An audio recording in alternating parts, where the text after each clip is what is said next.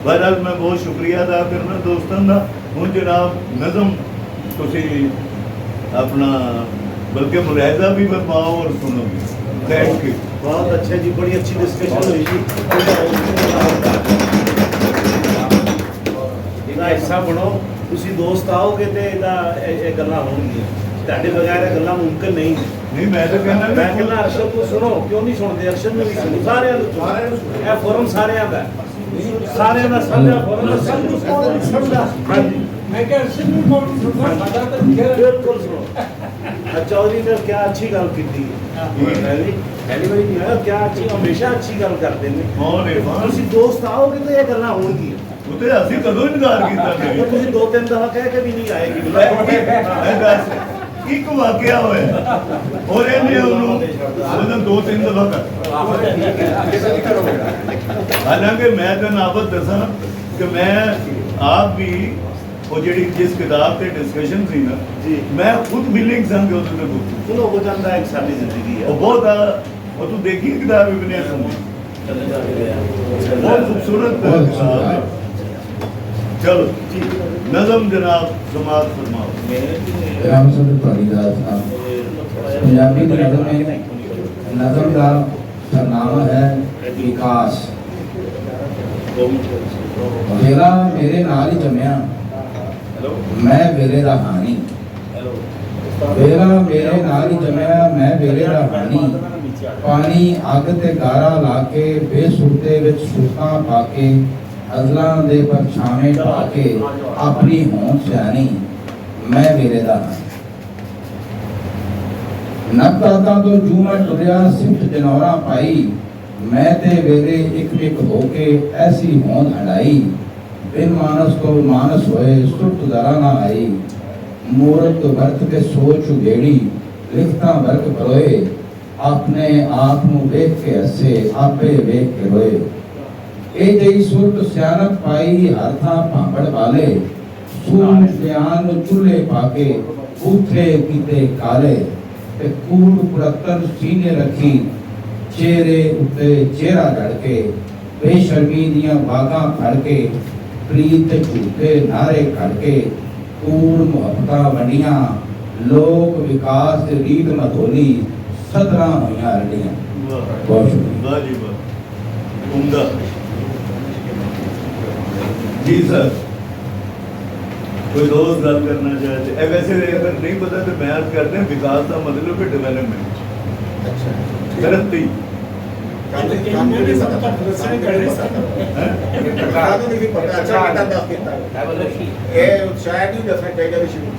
जी जी इर्तिका के तरक्की नहीं नहीं वैसे मेरी राय है कि इर्तिका नहीं मतलब है तरक्की डेवलपमेंट।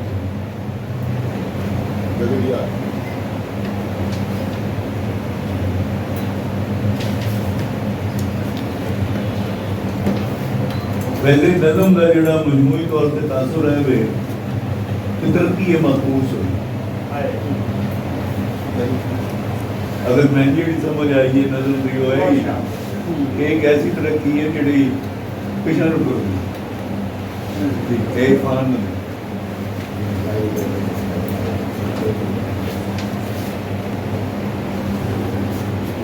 मेरा ख्याल है कि नज़म जी है वो अगर जी गलबात रखी जाए तो जिस तरह उन्होंने कहा कि तनकीद भी रखी है तो थोड़ी जी तनकीदी गल हाल ना भी मैं गल करना चाहवागा कि जोड़ा तरक्की को देखने का लेंस है वो डिबेट्स जड़ियाँ ने ग्लोबल डिबेट्स जड़ियाँ ने वो है कि जी सरमायादाराना तरक्की है 20वीं सदी की 19वीं सदी की वो नतीजे च नेचर के नाल जो कुछ होया कुदरती वसाइल रिज़िक के नाल ज़राए के नाल और इकोलॉजी के नाल जो कुछ होया वो नतीजे एक बड़ी स्ट्रॉन्ग तनकीद डिवेलप हुई लैटिन अमरीका और बहुत सारे दूसरे मुल्कों जिन्होंने इससे बहुत कुछ लिखा है encountering development anti development beyond development तरक्की दे इस माकूस तरक्की दे अमल नू तनकीद का जरिया बनाया कि किस तरह ये तरक्की जी है इकोलॉजी वास्ते एनवायरनमेंट वास्ते नुकसानदेह है। ਫਿਰ ਉਸ ਦੇ ਉੱਪਰ ਵੀ ਬਹੁਤ ਸਾਰੀ ਗੱਲ ਹੋਈ ਕਿ ਜਿਹੜੀ ਕਿਆ ਡਿਵੈਲਪਮੈਂਟ ਜਿਹੜੀ ਇਟਸੈਲਫ ਜਿਹੜੀ ਹੈ ਉਹ ਕੋਈ ਤਰੱਕੀ ਮਾਕੂਸ ਦਾ ਸਿੰਬਲ ਹੈ ਜਾਂ ਤਰੱਕੀ ਦੇ ਉਸ ਅਮਲ ਦੇ ਨਾਲ ਜੁੜਿਆ ਹੋਇਆ ਜਿਹੜਾ ਪੈਦਾਵਾਰੀ ਰਿਸ਼ਤਿਆਂ ਦਾ ਅਮਲ ਹੈ ਉਹਦੀ ਵਜ੍ਹਾ ਦੇ ਨਾਲ ਉਹ ਤਰੱਕੀ ਮਾਕੂਸ ਨਜ਼ਰ ਆਉਂਦੀ ਹੈ।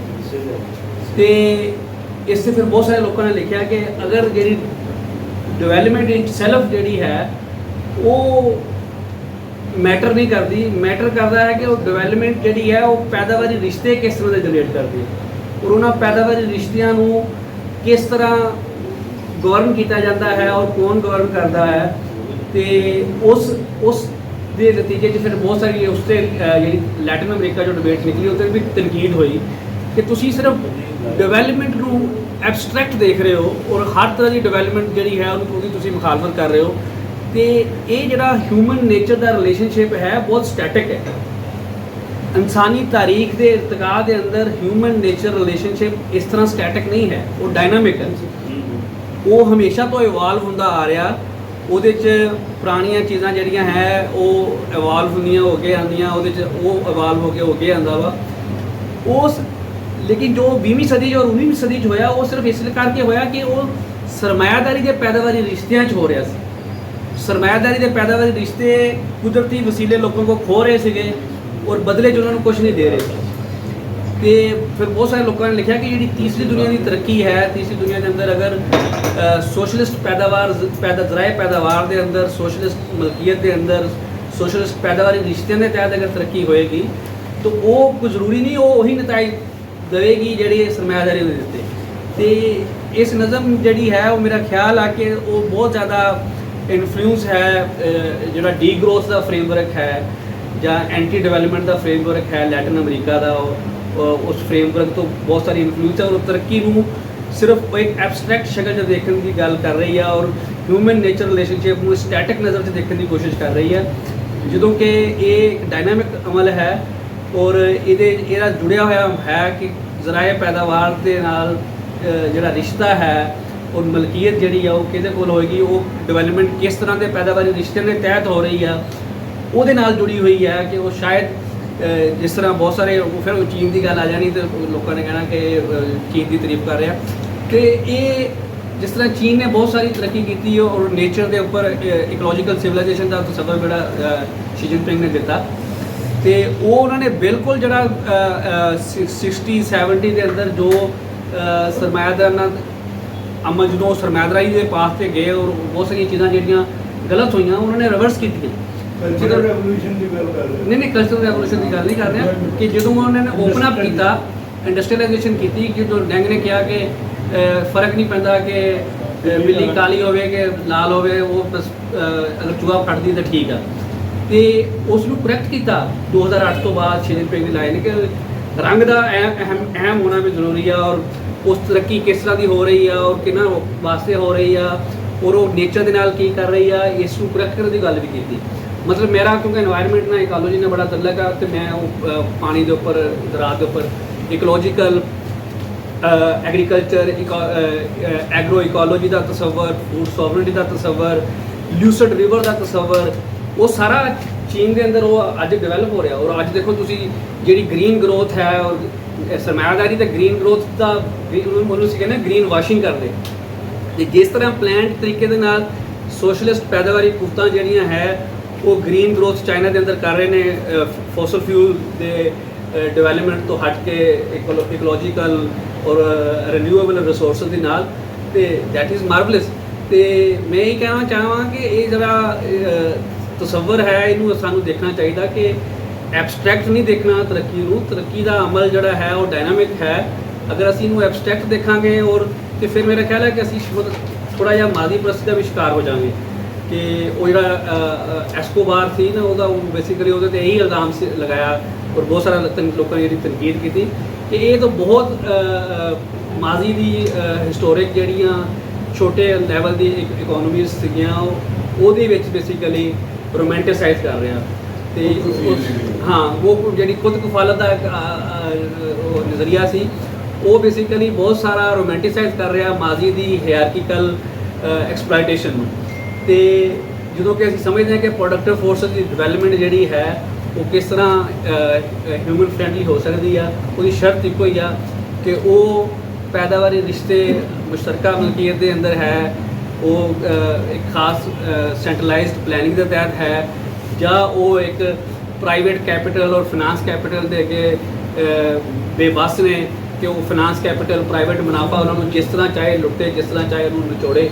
ਤੇ ਇਹ ਦੋਨੋਂ ਚੀਜ਼ਾਂ ਦੇ ਨਾਲ ਮੇਰਾ ਖਿਆਲ ਫਰਕ ਪੈਂਦਾ। ਯਾਨੀ ਪ੍ਰੋਫਿਟ ਓਰੀਐਂਟੇਸ਼ਨ Profit ਜੀ ਜਨਾਬ ਸਰ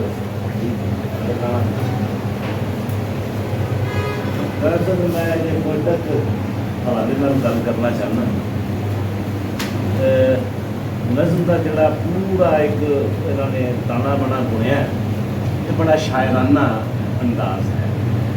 ਕਿੱਡੀ ਵੀ ਗਹਿਰੀ ਫਲਸਫਿਆਨਾ ਜਾਂ ਤਾਰੀਖੀ ਹਵਾਲੇ ਨਾਲ ਗੱਲ ਕਰੋ ਜਾਂ ਇਤਕਾ ਦੇ ਹਵਾਲੇ ਨਾਲ ਗੱਲ ਕਰੋ, ਅਗਰ ਉਹ ਸ਼ਾਇਰਾਨਾ ਅੰਦਾਜ਼ 'ਚ ਗੱਲ ਨਹੀਂ ਕੀਤੀ ਜਾਏਗੀ ਤੇ ਉਹ ਸ਼ਾਇਰੀ ਖਾਨੀ ਹੋਏਗੀ। ਉਹਦੇ ਪੰਫਲੇਟ ਹੋ ਜੀ, ਤੇ ਲਿਹਾਜ਼ਾ ਮੈਂ ਸਮਝਦਾ ਕਿ ਸ਼ਾਇਰ ਨੇ ਇਸ ਚੀਜ਼ ਨੂੰ ਇਹਦੇ ਚਮੂਜ਼ੇ ਸੇ ਖਾਤਰ ਰੱਖਿਆ ਔਰ ਪੋਇਟਿਕ ਹਵਾਲੇ ਦੇ ਨਾਲ ਹੀ ਉਹਨਾਂ ਨੇ ਆਪਣੀ ਗੱਲ ਖੋਲੀ ਹੈ, ਜਿਹਦੀ ਗੱਲ ਇਰਫਾਨ ਕਰ ਰਹੇ ਸੀ। ਹੁਣ ਇਹਦੇ 'ਚ ਤੁਸੀਂ ਦੇਖੋ, ਮੈਂ ਵੇਲੇ ਦੇ ਨਾਲ ਹੀ ਜੰਮਿਆ, ਔਰ ਮੈਂ ਕੌਣ ਹੈ? ਮੈਂ ਇਨਸਾਨ ਹਾਂ। ਮੈਂ ਅਲਾਮਤ ਕੇ ਲਈ ਇਨਸਾਨ ਦੀ, ਤੇ ਇਨਸਾਨ ਦਾ ਹਰ ਵੇਲੇ ਦਾ ਇਰਤਕਾਰ ਦੇ ਪੜਾਅ ਵਿੱਚ ਜਿਹੜਾ ਇਨਸਾਨ ਨੇ ਉਹ ਅੱਛੇ ਤਰੀਕੇ ਨਾਲ ਸਾਹਮਣਾ ਕੀਤਾ ਹੋਵੇ, ਇੱਕ ਅੱਛੇ ਮੁਸਬਤ ਨਤਾਇਜ ਦਿੱਤੇ ਹੋਣ ਜਾਂ ਕਤਲੋ ਗਾਰਤ ਕੀਤੀ ਹੋਵੇ, ਉਹਦੇ ਵਿੱਚ ਇਨਸਾਨ ਦਾ ਹਿੱਸਾ ਜ਼ਰੂਰ ਹੈ। ਔਰ ਇਨਸਾਨ ਨੇ ਹੀ ਇਹ ਸਾਰਾ ਕੁਝ ਕੀਤਾ ਹੈ, ਉੱਤੋਂ ਕੋਈ ਗੈਬੀ ਤਾਕਤ ਨੇ ਆਗੇ ਦਾ ਕੀਤਾ ਹੋਇਆ। ਲਿਹਾਜ਼ਾ ਕਿ ਬੇਸੁਰ ਤੇ ਵਿੱਚ ਸੁਰਤਾਂ ਪਾ ਕੇ ਅਜ਼ਲਾਂ ਦੇ ਪਰਛਾਵੇਂ ਢਾਕੇ, ਇੱਥੇ ਆ ਕੇ ਉਹ ਗੱਲ ਬਣਦੀ ਹੈ। ਲੈਣ ਕਿੱਧਰ ਇਸ਼ਾਰਾ ਕਰ ਰਹੇ ਨੇ ਇਰਫਾਨ, ਇਹ ਉਹ ਗੱਲ ਬਣਦੀ ਹੈ। ਅੱਗੇ ਜਾ ਕੇ ਇਹ ਗੱਲ ਰਹਿੰਦੀ ਨਹੀਂ ਹੈ, ਅੱਗੇ ਜਾ ਕੇ ਗੱਲ ਫਿਰ ਉਲਟ ਹੋ ਜਾਂਦੀ ਹੈ। ਫਿਰ ਕਹਿੰਦਾ ਬਿਨ ਮਾਨਸ ਤੋਂ ਮਾਨਸ ਹੋਏ ਸੁਰਤ ਜ਼ਰਾ ਨਾ ਆਈ, ਯਾਨੀ ਇਨਸਾਨ ਅਗਰ ਹੁਣ ਵੀ ਐਡੀ ਜਦੀਦ ਤਰੱਕੀ ਦੇ ਬਾਵਜੂਦ ਵੀ ਅਗਰ ਉਹ ਕਤਲੋ ਗਾਰਤ ਕਰ ਰਿਹਾ, ਅਗਰ ਉਹ ਲੱਖਾਂ ਕਰੋੜਾਂ ਇਨਸਾਨਾਂ ਨੂੰ ਆਪਣੇ ਵਾਰ ਇਕਾਨਮੀ ਦੇ ਚੱਕਰ 'ਚ ਮਾਰ ਦਿੰਦਾ ਹੈ, ਤਜਾਰਤੀ ਰਾਹਦਾਰੀਆਂ ਤੇ ਕਬਜ਼ੇ ਦੇ ਵਿੱਚ ਸਾਰਾ ਕੁਝ ਢੇੜ ਕੇ ਰੱਖ ਦਿੰਦਾ ਹੈ, ਤੇ ਫਿਰ ਉਹ ਇਨਸਾਨ ਤਾਂ ਨਾ ਹੋਇਆ, ਉਹਦੇ ਅੰਦਰ ਜਿਹੜਾ ਜਾਨਵਰ ਵਾਲੀ ਸਾਈਕੀ ਆ ਉਹੀ ਉਹਦੇ ਅੰਦਰ ਹੈ। ਫਿਰ ਇਨਸਾਨ ਹੋਣ ਦੇ ਰੂਪ ਵਿੱਚ ਤੋਂ ਇਨਸਾਨ ਕਿਹਾ, ਇਹ ਬੜੀ ਖੂਬਸੂਰਤ ਗੱਲ ਕੀਤੀ। ਫਿਰ ਅੱਗੇ ਜਿਹੜਾ ਨਾ ਸੂਝ ਗਿਆਨ ਨੂੰ ਚੁੱਲ੍ਹੇ ਪਾ ਕੇ ਬੂਥੇ ਕੀਤੇ ਕਾਲੇ, ਇਹ ਇੱਥੇ ਆ ਕੇ ਨਜ਼ਮ ਇੱਕ ਨਵਾਂ ਇੱਕ ਪਲਟਾ ਖਾਂਦੀ ਆ, ਜਿੱਥੋਂ ਆ ਕੇ ਖੁੱਲ੍ਹਦੀ ਆ ਗੱਲ ਕਿ ਪੂਰ ਕੜਤਨ ਸੀਨੇ ਰੱਖੀ ਚਿਹਰੇ ਉੱਤੇ ਚਿਹੜਾ ਜਲ ਕੇ। ਹੁਣ ਇੱਥੇ ਅਗਰ ਤੁਸੀਂ ਮੁਕਾਮੀ ਸਤ੍ਹਾ ਤੇ ਦੇਖ ਲਓ ਜਾਂ ਆਲਮੀ ਸਤ੍ਹਾ ਤੇ ਦੇਖ ਲਓ, ਇਨਸਾਨ ਜਦੋਂ ਆਪਣੇ ਮਫਾਦਾਤ ਦੇ ਤਹਿਤ ਖੇਡਦਾ ਹੈ ਤੇ ਉਹ ਦੋਹਰੇ ਚਿਹਰੇ ਤੋਂ ਕੰਮ ਲੈਂਦਾ ਹੈ। ਇੱਕ ਚਿਹਰਾ ਜ਼ਾਹਰ ਹੈ, ਸਾਹਮਣੇ ਦੀ ਗੱਲ ਕਰ ਰਿਹਾ, ਇੱਕ ਉਹਦੇ ਅੰਦਰ ਹੈ ਜਿਹੜਾ ਬੜਾ ਮਕਰੂਹ ਹੈ ਔਰ ਉਹ ਲੋਕਾਂ ਲਈ ਬਹੁਤ ਤਕਲੀਫ ਦੇ ਹੈ। ਇਹ ਫਿਰ ਅੱਗੇ ਉਹ ਕਹਿੰਦੇ ਬੇਸ਼ਰਮੀ ਦੀਆਂ ਵਾਗਾਂ ਫੜ ਕੇ ਪ੍ਰੀਤ ਪਿਆਰ ਦੇ ਝੂਠੇ ਨਾਰੇ ਘੜ ਕੇ ਕੂੜ ਮੁਹੱਬਤਾਂ ਵੱਡੀਆਂ ਲੋਕ ਵਿਕਾਸ ਦੀ ਰੀਤ ਮਧੋਲੀ ਸਦਰਾ ਹੋਈਆਂ ਰੰਡੀਆਂ। ਹੁਣ ਇਹਦੇ 'ਚ ਹੁਣ ਤਰੱਕੀ ਦੀ ਜਿਹੜੀ ਗੱਲ ਹੈ, ਅਗਰ ਤਾਂ ਉਹ ਤਰੱਕੀ ਤਮਾਮ ਇਨਸਾਨਾਂ ਲਈ ਮੁਸ਼ਤਰਕਾ ਵਿਰਸਾ ਹੈ, तमाम लोग तो यकसा इस्तेफादा कर रहे हैं, फिर तो तरक्की है। अगर वो तरक्की सिर्फ चंद हजारादारियां की जी इंदिरा हमजा साहब ने कामरेड लैनन के हवाले गल की है, मुकामी जारादारियां हो या आलमी सतह दी जारादारियां, अगर वो ने तो फिर वो तरक्की कोई नहीं, फिर असी उन्होंने तरक्की माकूस ही कहांगे जिहदे इंसान ईंधन बतौर ईंधन इस्तेमाल होंदे ने, इंसानां नूं रगड़ा लगता है। हत्ता कि हुण आदमी सरमायादारी निज़ाम ने, मैं तो अक्सर कहना इंसान को स्क्रैप च बदलता है, असी स्क्रैप ह्यूमन स्क्रैप है सारे। तो नज़म जी है मेरा ख्याल है कि उधर ही इशारा कर रही है कि जी तरक्की हुई। वैसे भी अगर लोकली अगर मकामी सतह पर देखिए तो क्या जनरल मनहूस ज़ियाउल हक तो बाद पाकिस्तान तरक्की माकूस की बेहतरीन मिसाल नहीं, साडा समाज तरक्की माकूस की बेहतरीन मिसाल है। तो शायद इहदे वाली इशारा कर रहा कि असी तो तरक्की माकूस का शिकार होए हैं। तो मैनूं तां इहदे पोलिटिक स्टांस तो लैके इन्हां दे मानवी सतह ते पूरा एक मतलब है कि इन्हां दा जिहड़ा बयानिया है वो किते कोई अबहाम का शिकार नहीं है। साडे कुछ दोस्त ये भी कहते हैं, साडे कुछ हल्कियां दे अदबी हल्कियां दे लोग कि अबहाम खूबी हुंदी है, मैं समझदा अबहाम खामी हुंदी है। अगर गल ही तुसीं क्लैरिटी नाल नहीं कर पा रहे, बेशक अलामत ना करो, इश्तिहारे ना करो, अलामत और इश्तिहारा जो शायरी च लैके आओगे उसकी वर्त बदल जा जाती है। ਉਹਦਾ ਸਪੈਨ ਵੱਧ ਜਾਂਦਾ, ਉਹਦੀ ਲਿੰਕਸ ਲੰਬੀ ਹੋ ਜਾਂਦੀ ਹੈ। ਤੇ ਕਹਿਰੀ ਗੱਲ ਤਾਂ ਜ਼ਾਹਰ ਹੈ ਕਿ ਫਿਰ ਉਹਦਾ ਰੇਂਜ ਵੀ ਘੱਟ ਹੈ। ਤੇ ਇੱਕ ਤਾਂ ਉਹਦੀ ਪੋਇਟਿਕ ਖੂਬਸੂਰਤੀ ਹੋ ਜਾਂਦੀ ਹੈ ਅਲਾਮਤ ਔਰ ਇਸ਼ਤਿਹਾਰੇ ਦੇ ਨਾਲ। ਦੂਜਾ ਉਹਦੇ 'ਚ ਇਹ ਬਣਦਾ ਕਿ ਤੁਸੀਂ ਗੱਲ ਕਲੈਰਿਟੀ ਨਾਲ ਕਰ ਦਿੰਦੇ ਹੋ। ਅਗਰ ਇਹ ਬਹਾਮ ਹੈ ਤਾਂ ਫਿਰ ਤਾਂ ਉਹਦੀ ਸਾਡੇ ਜਿਹੜੇ ਬਾਬੇ ਸਨ ਮੁਮਤਾਜ਼ ਮੁਫਤੀ ਜਾਂ ਅਸ਼ਫਾਕ ਅਹਿਮਦ, ਫਿਰ ਉਹਨਾਂ ਦੀ ਗੁਫ਼ਤਗੂ ਹੈ ਇੱਧਰ ਵੀ ਲੈ ਜਾਓ ਤੇ ਇੱਧਰ ਵੀ ਲੈ ਜਾਓ, ਜਿਹਨੂੰ ਜੋ ਰੰਗ ਨਜ਼ਰ ਆ ਰਿਹਾ, ਬਾਲ ਦਾ ਜਿਹੜਾ ਹਿੱਸਾ ਨਜ਼ਰ ਆ ਰਿਹਾ ਉਹ ਸਮਝ ਰਿਹਾ ਕਿ ਆਹੀ ਹੈ। ਤੇ ਹਰ ਦੋ ਸਤ੍ਹਾ ਤੇ, ਮਾਨਵੀ ਸਤ੍ਹਾ ਤੇ, ਇਹਦੀ ਡਿਕਸ਼ਨ ਦੀ ਸਤ੍ਹਾ ਤੇ, ਆਪਣੇ ਕਰਾਫਟ ਦੀ ਸਤ੍ਹਾ ਤੇ ਮੈਂ ਕੋਈ ਫਾਲਤੂ ਲਫ਼ਜ਼ ਕੱਢ ਨਹੀਂ ਪਾ ਰਿਹਾ ਇਹਨਾਂ 'ਚੋਂ। ਇਹਨਾਂ ਲਾਈਨਾਂ ਬੜੀਆਂ ਕਸੀਆਂ ਕਸਾਈਆਂ ਲਾਈਨਾਂ ਇਹਨਾਂ ਦੇ ਇਸ ਨਜ਼ਮ 'ਚ ਲੈ ਕੇ ਆਏ ਨੇ। ਮੈਂ ਇਹਨਾਂ ਨੂੰ ਭਰਪੂਰ ਮੁਬਾਰਕਬਾਦ।